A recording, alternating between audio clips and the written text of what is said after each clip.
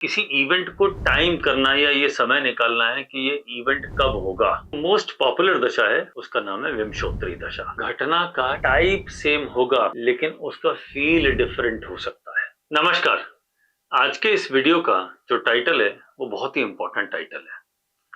Normally कभी भी किसी इवेंट को टाइम करना या ये समय निकालना है कि ये इवेंट कब होगा, तो उसके कई सारे तरीके होते हैं, जिसमें से एक तरीका होता है वर्षफल से कैलकुलेट करना, जो कि एक साल के लिए ही वैलिड है, क्योंकि हर साल बर्थडे टू बर्थडे वर्षफल चेंज हो जाता है। दूसरा जो तरीका है वो तरीका है दशा सिस्टम। दशाएं, हालांकि ज्योतिष में बहुत तरह की दशा होती है। चर दशा भी होती है, मंडूक दशा भी होती है, विमशोत्तरी दशा भी होती है, योगिनी दशा भी होती है और बहुत तरह की दशाएं। लेकिन जो मोस्ट पॉपुलर दशा है उसका नाम है विमशोत्तरी दशा। विमशोत्तरी दशा भी एक तरीका है किसी इवेंट को टाइम करने का। इसी तरीके से एक और जो तीसरा जो बहुत इंपॉर्टेंट तरीका है वो है ट्रांजिट, यानी गोचर।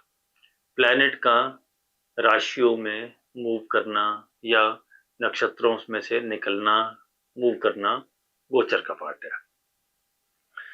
अब हम अगर टाइमिंग की बात करें तो ये तीन बहुत फेमस पॉपुलर तरीके हैं। तीनों से टाइम, किसी इवेंट को टाइम किया जा सकता है। अब आज जो मैं बात करने वाला हूं, मैं आज वर्षफल की बात नहीं कर रहा हूं, मैं आज बात करूंगा दशा और ट्रांजिट की। देखिए, दोनों ऐसे टॉपिक है जिसमें आपको एक साल से बियॉन्ड 3 साल, 5 साल, 7 साल या 10 साल आप इसका पूरा प्रेडिक्शन निकाल के दे सकते हैं। जैसे मान लीजिए, एक एग्जाम्पल के लिए, किसी की शुक्र की दशा चल रही है, तो शुक्र की दशा का जो टेन्योर है वो लगभग 20 साल का होता है। अगर वो दशा चंद्रमा की होगी तो वो 10 साल का पीरियड होगा। अगर वो दशा शनि की होगी तो वो 19 साल चलेगी। राहु की दशा 18 साल चलेगी, एंड सो ऑन। इसी तरीके से हर प्लेनेट की एक दशा होती है। अगर प्लेनेट अच्छा होता है तो, और अच्छी उसकी दशा चल रही होती है, तो ओवरऑल अच्छा रिजल्ट मिलता है, ऐसा हम सब जानते हैं। क्या वो पूरा समय अच्छा होता है? जवाब है ना। क्या वो पूरा समय खराब होता है? जवाब है ना। कब अच्छा, कब खराब? तो दशाओं के अंदर एक अंतर दशा का पार्ट भी होता है। तो आपको ये देखना पड़ता है कि दशा और अंतरदशा, ये दो अलग प्लैनेट की अगर चल रही है तो वो जो प्लैनेट है, दूसरा प्लैनेट यानी जो अंतरदशा वाला है, उस ड्यूरेशन के लिए होगा डिसाइडिंग फैक्टर। प्राइमरीली रोल उसी का होगा। हालांकि ओवरऑल कंट्रोलर होगा जो मेन दशा वाला प्लैनेट है, जिसे महादशा का प्लैनेट कहते हैं, और इन्हीं की कैलकुलेशन से हम किसी इवेंट को टाइम करते हैं। तो अब सवाल ये होता है कि अगर आप सब कुछ इसी से ही टाइम कर देते हैं, इसका मतलब विमशोत्तरी दशा बहुत इंपॉर्टेंट है, आपकी जिंदगी के सारे इवेंट निकाल के दे सकती है। जवाब है हाँ। तो फिर साहब, ट्रांजिट का क्या रोल है? ट्रांजिट का अपना बहुत इंपॉर्टेंट रोल है, और उसका भी टाइम करने के लिए ही रोल है इंपॉर्टेंट। ट्रांजिट को एक्चुअली ये कहा जाता है कि एक डिलीवरी बॉय है, यानी जो इवेंट आपकी किस्मत में लिखा है, जब ये प्लेनेट ऐसे ऐसे ट्रांजिट करेगा इस राशि से, ये इवेंट आपके साथ ये घटना घटेगी, तो आप वहां से भी टाइमिंग निकाल सकते हैं। तो अब आपके पास दो प्राइमरी पॉइंट हो गए, एक दशा से और एक ट्रांजिट से। दोनों के थ्रू आप एग्जैक्टली कैलकुलेट करके बता सकते हैं कि क्या रिजल्ट आएगा, घटना क्या होगी, घटना कब होगी। ठीक है, तो दोनों में से ज्यादा इंपॉर्टेंट क्या है? आज के इस वीडियो का प्राइमरी सवाल यह है, व्हाट इज मोर इंपॉर्टेंट। देखिए, ट्रांजिट तो हमेशा चलता ही रहता है, प्लेनेट कभी भी रुकता नहीं है, वो ऑलवेज इन मोशन है, हमेशा चलता रहेगा। तो इसका मतलब आपका जो ट्रांजिट है वो आपका ट्रेंड बताएगा कि पिछले साल, जैसे मान लीजिए अभी राहु 11 नंबर राशि में, तो 18 साल पहले, क्योंकि राहु का ट्रांजिट 18 साल का होता है, 18 साल पहले जब राहु यहाँ था तो ऐसे ही घटनाएं हुई थी क्या जैसे अभी हो रही हैं? जवाब है हाँ। जवाब है हाँ। फर्क क्या आया? 18 साल पहले तो मैं बहुत छोटा था, 18 साल में तो मेरी उम्र बहुत बड़ी होगी, पहले मैं स्कूल कॉलेज में पढ़ रहा था, अब मैं जॉब कर रहा हूँ। घटना सेम कैसे हो सकती है? घटना का टाइप सेम होगा लेकिन उसका फील डिफरेंट हो सकता है। लेकिन हाँ, अगर वो समय आपका खराब था तो ये समय भी खराब होगा, क्योंकि प्लेनेट का ट्रांजिट यही बता रहा है। वो समय आपने एक्सपीरियंस नहीं किया होगा, या आप उस वक्त पढ़ाई में मन नहीं लग रहा होगा। अगर मान लीजिए किसी का अभी समय खराब चल रहा है, बोले करियर में प्रॉब्लम आने वाली, 18 साल पहले मैं उस वक्त कॉलेज में स्कूल में पढ़ता था, उस समय पढ़ाई में प्रॉब्लम आ रही थी। इसका मतलब क्या है कि जब जब राहु 11 नंबर राशि में आएगा, पिछली बार भी प्रॉब्लम आई थी, इस बार भी प्रॉब्लम आई। पिछली बार हम स्कूल या कॉलेज में पढ़ते थे तो पढ़ाई में मन नहीं लग रहा था, पढ़ाई नहीं कर पा रहे थे। इस बार काम में मन नहीं लग रहा है, काम नहीं कर पा रहे हैं। पिछली बार स्कूल के या कॉलेज के टीचर नाराज थे, इस बार ऑफिस में बॉस नाराज है। नाराजगी तो कॉमन ही है, बस यही है ट्रांजिट का रोल। दशाओं का रोल क्या है? पिछली बार जब वो आया था 18 साल पहले, डेफिनेटली कोई और दशा चल रही हो, सेम तो रही नहीं होगी। पहले कोई और दशा थी,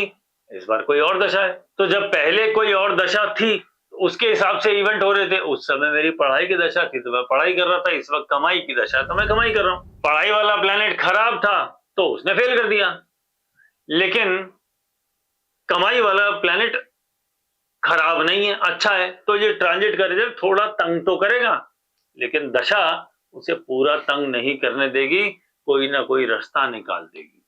और एक बार अगर रास्ता निकल गया तो आप समझ लीजिए वो समय कट गया।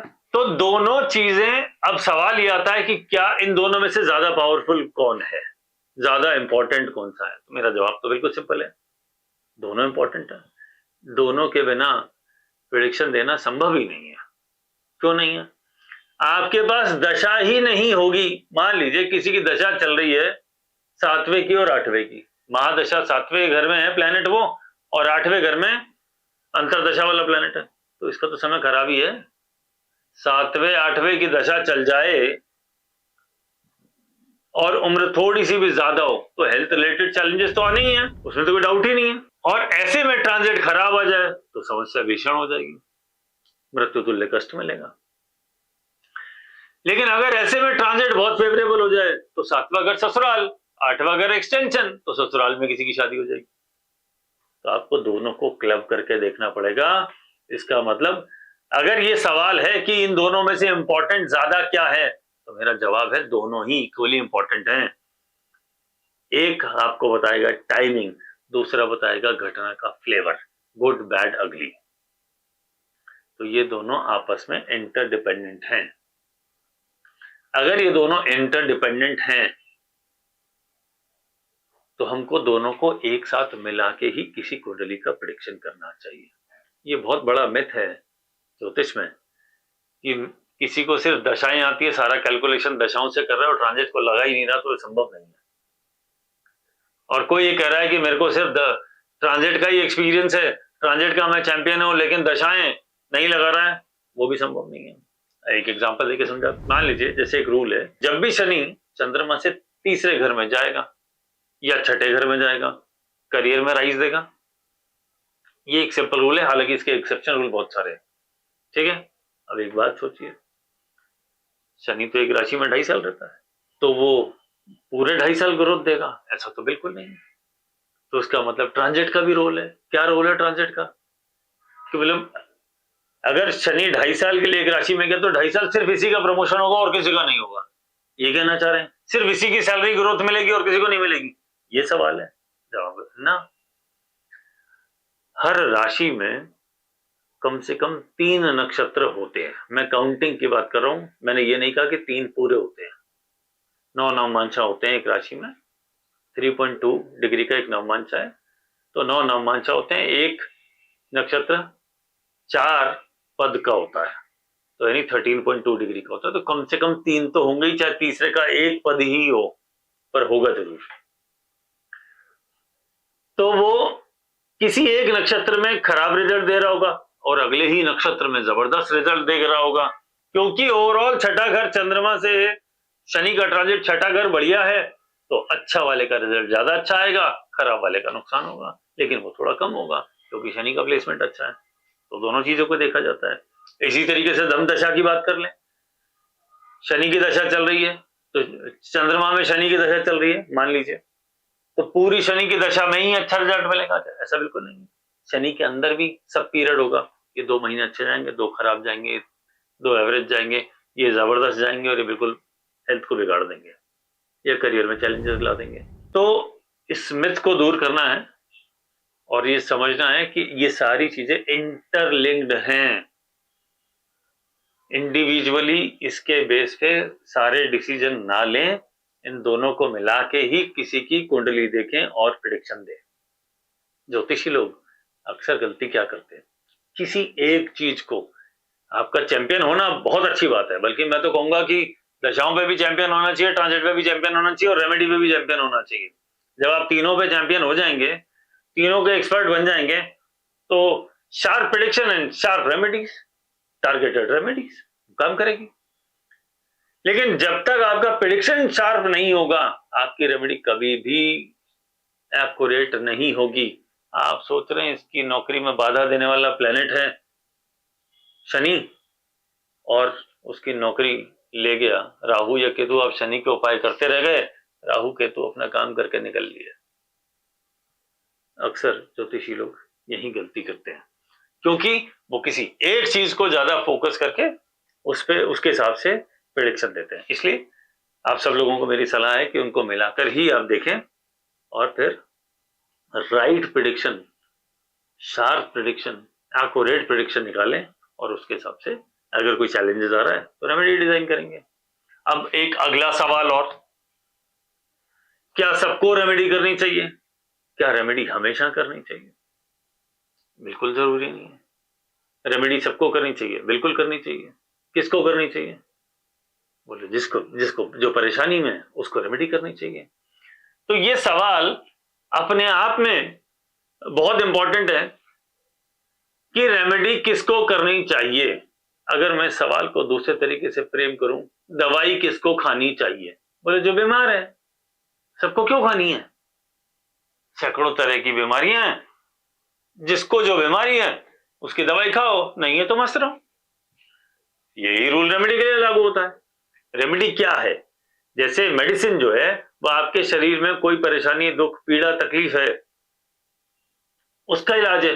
कोई प्लैनेट की एनर्जी आपको तंग कर रही है तो रेमेडी उसका इलाज है। तो वो रेमेडी आप करेंगे, वो सेटल हो जाएगा। तो बिल्कुल सिंपल है। अब ये सवाल आता है क्या रेमेडी सबको करनी? परेशानी है करिए, नहीं है मस्त रहिए, खुश रहिए। ज्योतिष आपके लिए गाइडिंग फोर्स है।